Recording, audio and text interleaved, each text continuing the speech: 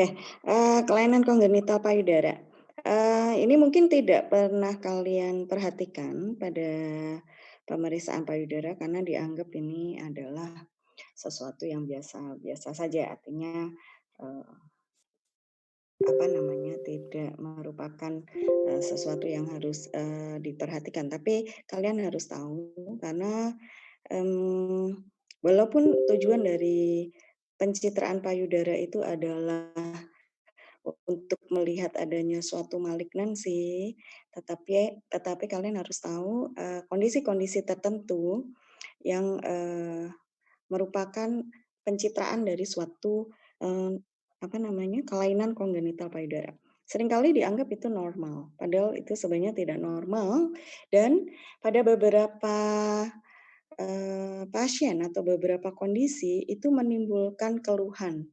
Nah, keluhan ini yang, harus kalian korelasikan apakah ini terkait dengan kelainan kongenital payudara atau merupakan sesuatu yang lain, seperti itu.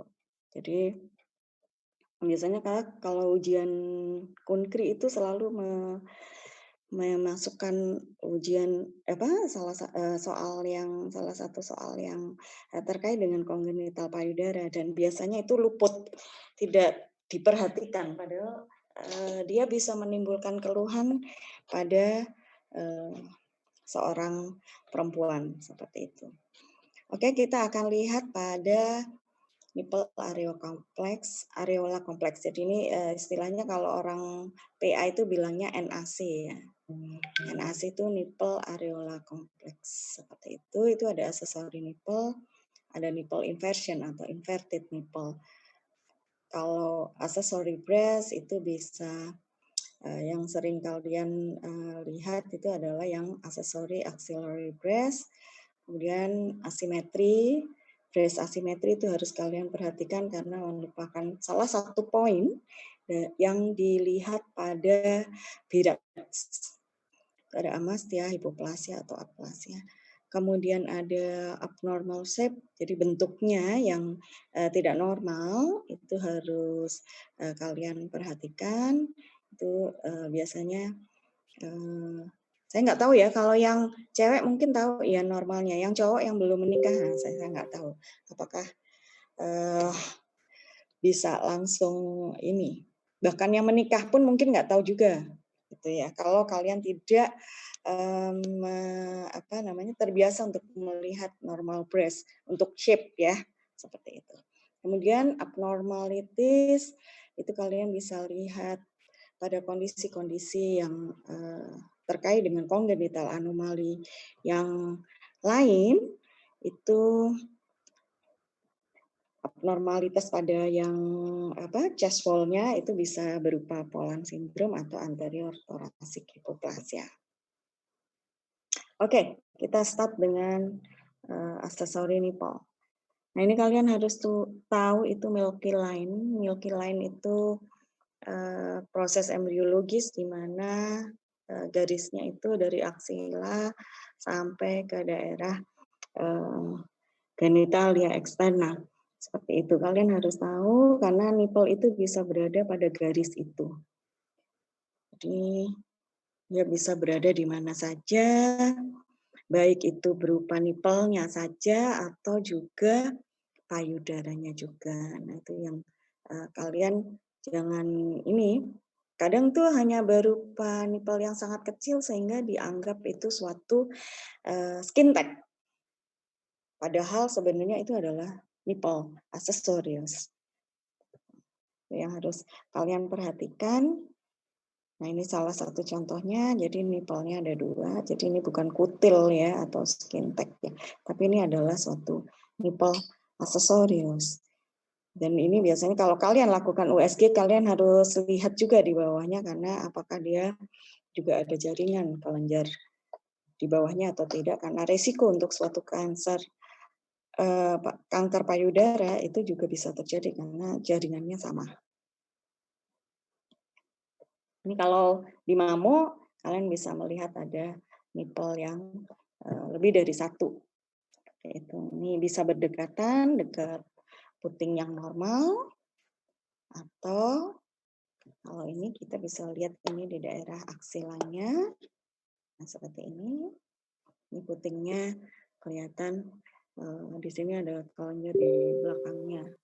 Hati-hati, itu bukan sesuatu yang, suatu malignansi. Takutnya kalian ada skin thickening dengan gini-gini. Bukan suatu tanda suatu malignansi, tapi ini suatu congenital anomali.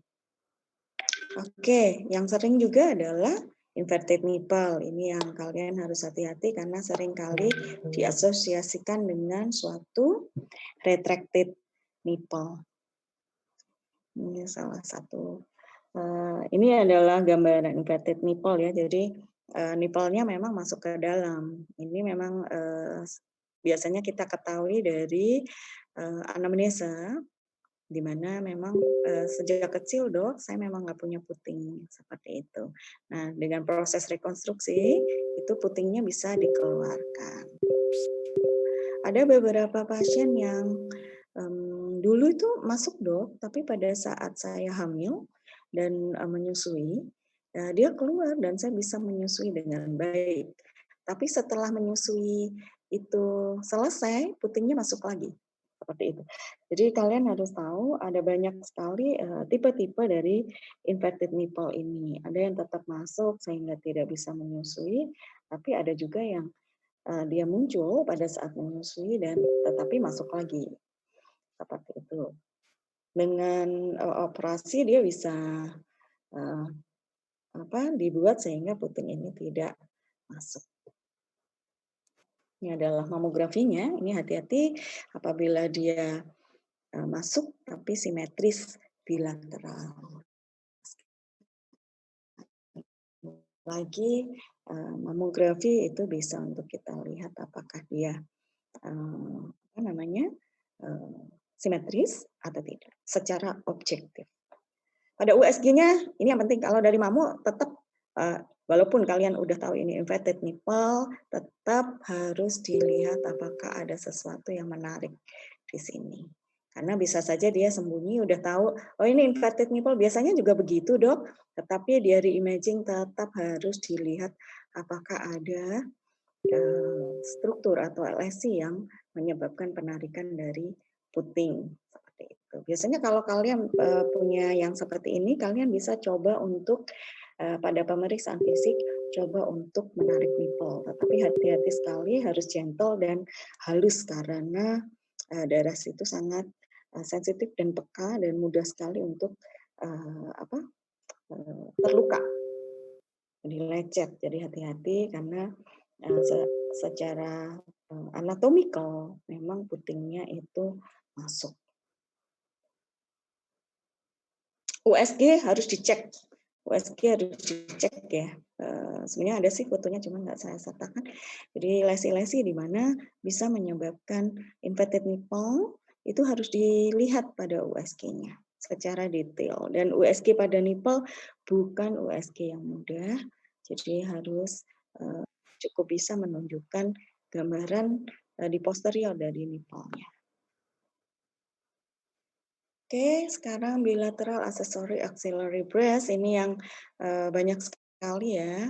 Ini bisa sangat besar seperti ini. Ini kalau seringkali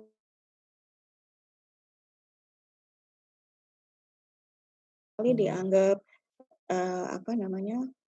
saya pernah baca, padahal ini suatu congenital anomali. Ini atau istilah kerennya mama Abrams. Itu adalah aksesoris. Jadi breast aksesoris di sana. Bisa dengan puting, bisa juga tanpa puting. Apakah dia punya resiko untuk terjadinya kanker? Iya, sama. Apakah dia punya resiko untuk terjadinya kelainan yang benign? Sama. Karena dia sebenarnya memang supernumerary breast ya. Cuman ini lokasinya di aksila. Ini kalau di mamo kita bisa dengan seperti ini. Apakah ini menyebabkan keluhan? Iya. bisa menyebabkan keluhan. Kalau wanita ini berada pada proses laktasi atau kehamilan, ini dia juga akan berkembang sama seperti payudaranya. Apakah bisa menghasilkan ASI? Bisa. Sehingga itu akan menyebabkan nyeri yang sangat karena ASINya nggak bisa keluar.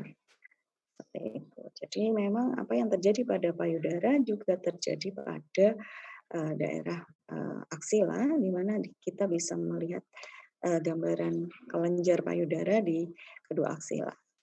Istilahnya Mama Abrams.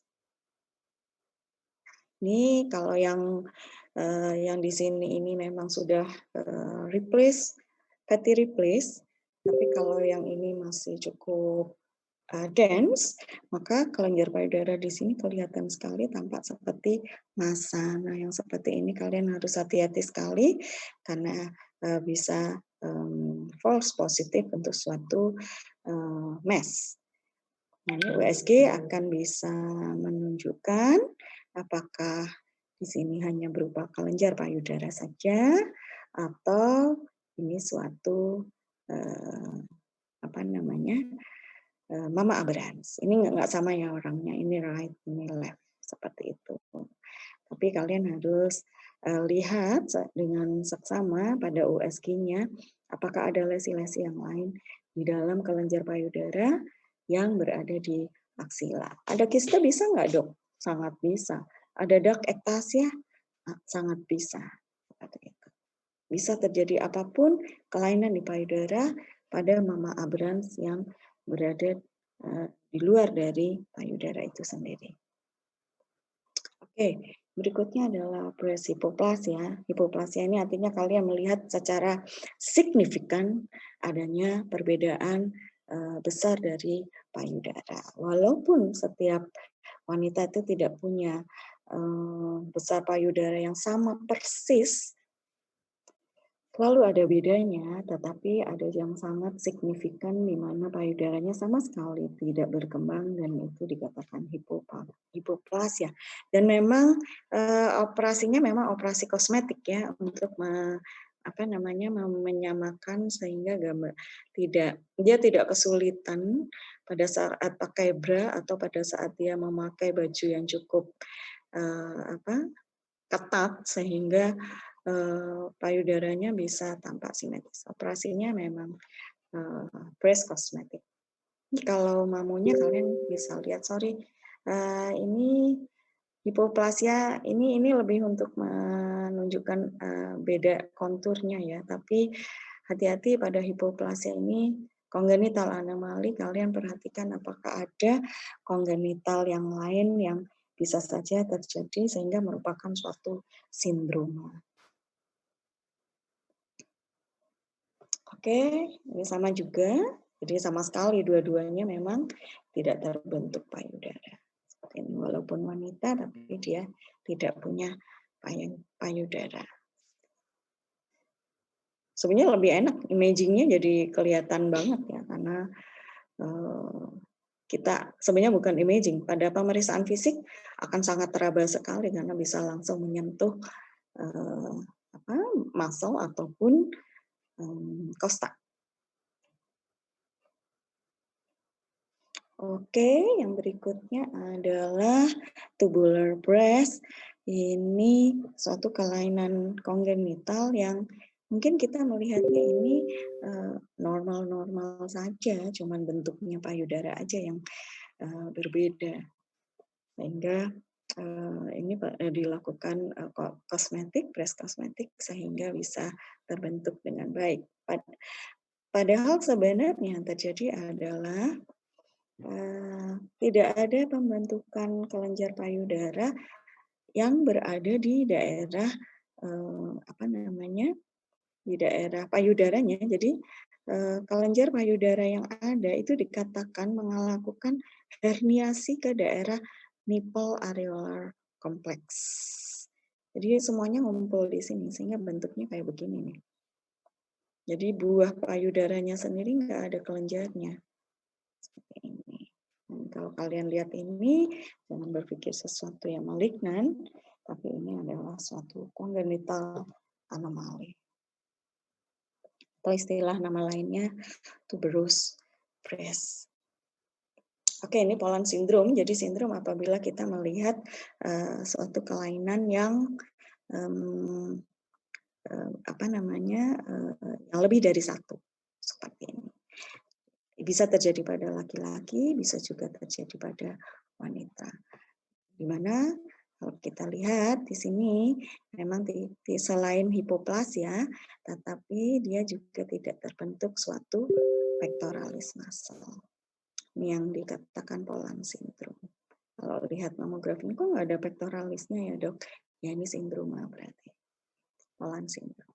Oke, makasih. Sampai di sini ada yang mau ditanyakan? Kongenital anomali payudara nggak banyak, cuman kalian harus aware supaya tidak salah melakukan diagnosa. Atau kalian mengatakan normal. Ada sesuatu tetapi merupakan benign finding.